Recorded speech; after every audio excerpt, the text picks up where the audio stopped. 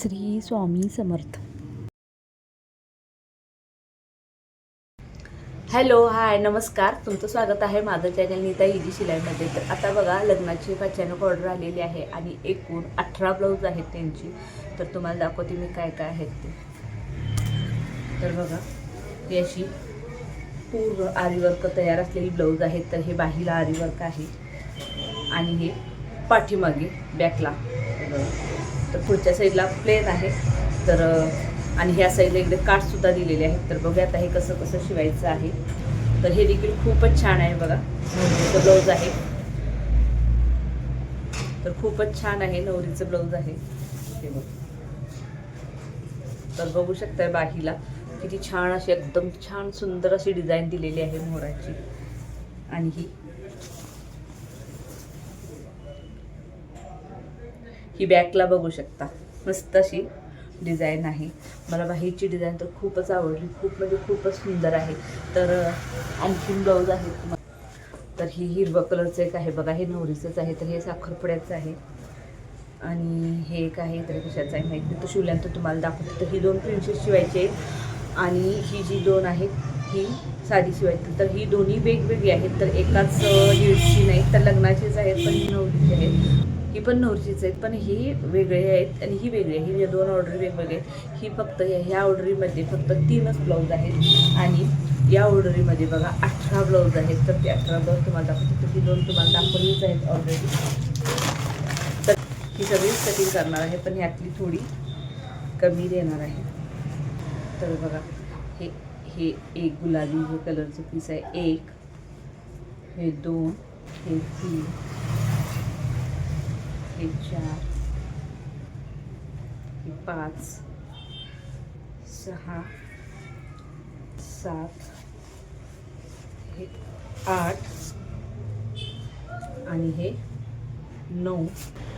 तर हे बघा 10 आणि हे कट केलेलं आहे आणि निम्म शिवून सुद्धा झालेलं आहे. तर हे आहे 11. तर ही त्या नवरीच्या आजीची ब्लाऊज आहे. तर ही 2 कट केलेली आहेत आणि अजून 3 कट करतात. तर ती काही सिंपलच आहेत, म्हणजे 4 टक्सची आहेत. त्यामुळे ही काही कटिंग तुम्हाला मी दाखवलेलं नाही, कारण 4 टक्सचं कटिंग ऑलरेडी चॅनलवरती आहे. तर बघा, जी साधी ब्लाऊज आहे त्यातली मी फक्त 2च कट केली आहेत आणि 3 आहेत ती शिल्लक ठेवलेली आहेत. म्हणजे साधी 4 टक्सची 5 ब्लाऊज झाली आणि पहिला मी तुम्हाला नवरीची दाखवलेली ती 2 आणि त्यानंतर ही दाखवलेली 11, म्हणजे 12, 13 आणि ही 5, म्हणजे एकूण 18 ब्लाऊज ही एक ऑर्डर आहे.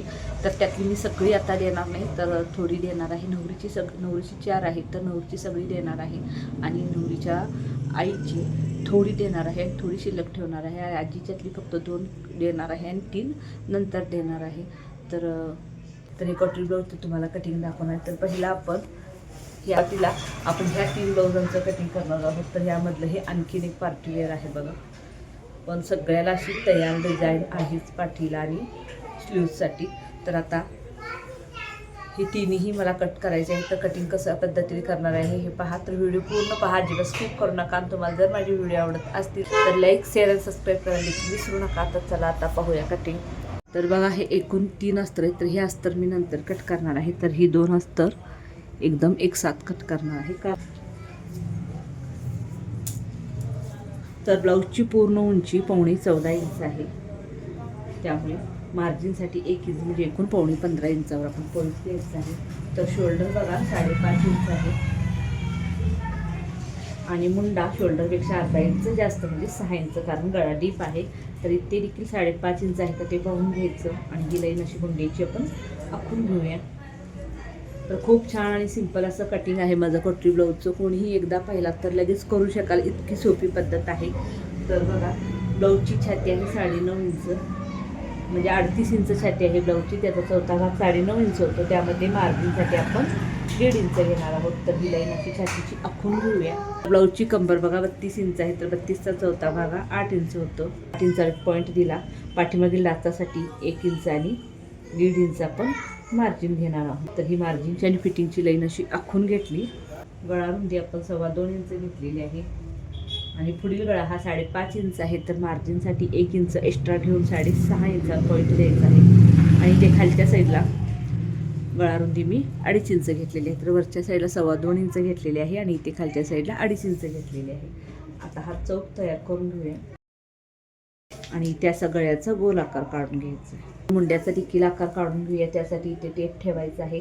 इथे 1.5 इंचावर एक पॉईंट द्यायचा. टेप तसाच खाली ओढायचा आणि आणखीन 1 इंचावर एक पॉईंट द्यायचा आणि मुंड्याचे आकार देखील दोन्हीही काढून घ्यायचे. हा झाला पाठीमागील मुंड्याचा आकार आणि हा झाला पुढील मुंड्याचा आकार. हा आकार थोडासा असा आतून घेतला तर मुंड्यामध्ये फुगा वगैरे काही येत नाही. तर आता बघा क्रॉसपट्टी घेणार आहे मी 3 इंचाची. ह्या साईडला 3 घेतलं तर ह्या साईडला आपण अर्धा इंच कमी म्हणजे 2.5 इंच घ्यायची आहे. ही लाईन आखून घ्यायची आहे.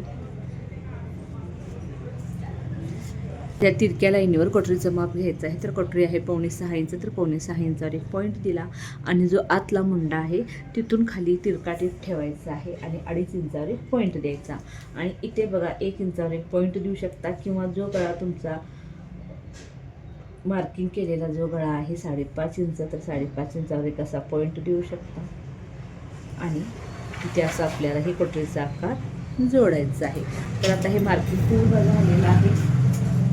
तर आता मी कटिंग करून घेणार आहे. तर कटिंग करताना फक्त हा बाहेरचा मुंडा कट करायचा आहे.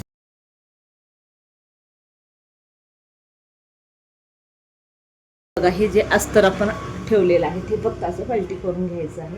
कारण असं पलटी केलं तर तो भाग अगदी तो व्यवस्थित आपल्याला काढता येतो.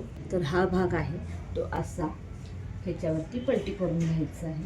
तर असा ठेवून घेतला. त्यानंतर आपल्याला इथं शोल्डरच्या ठिकाणी एक लाईन आखून घ्यायची. मुंड्याच्या ठिकाणी थोडीशी, इथे देखील थोडीशी आणि ही लाईन पूर्ण अशी आखून घ्यायची. हाताने अगदी थोडंसं प्रेस करायचं. जसं आहे तसं आपला साईड पीस सुटणार आहे. तर बघा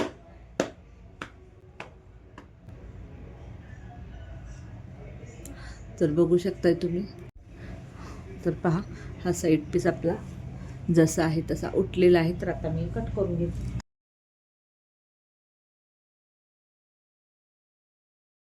हा आपला साईड पीस निघालेले आहेत दोन्हीही अस्तरची.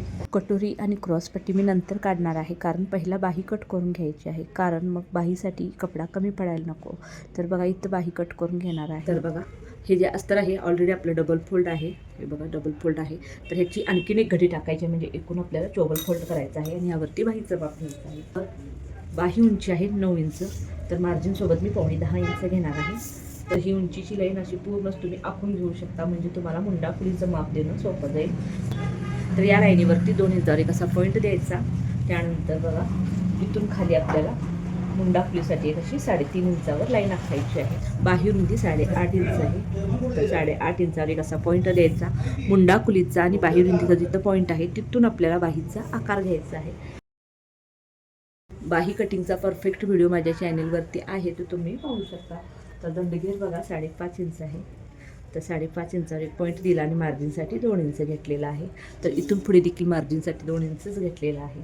तुम्ही 1.5 देखील घेऊ शकता. तर मी 2 इंच घेतलेला आहे. तर बाहीच्या पुढील भागाचा आकार काढून घेतला. आता बाही कट करून घेऊया.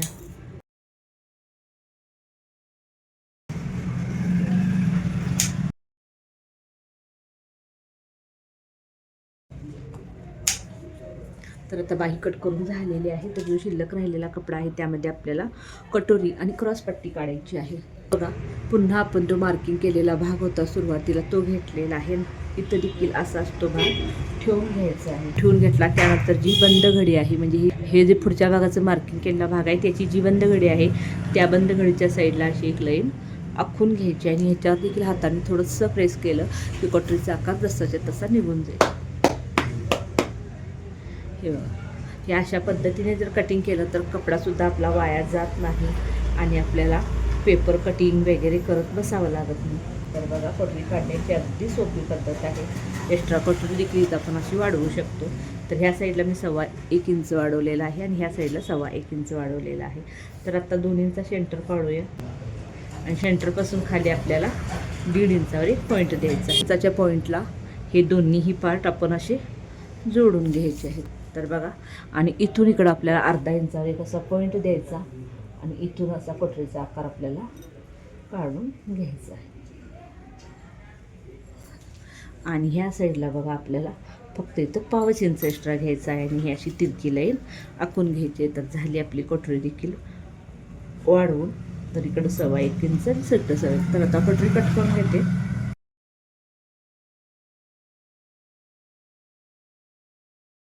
आता राहिलेली आहे आपली फक्त क्रॉस पट्टी.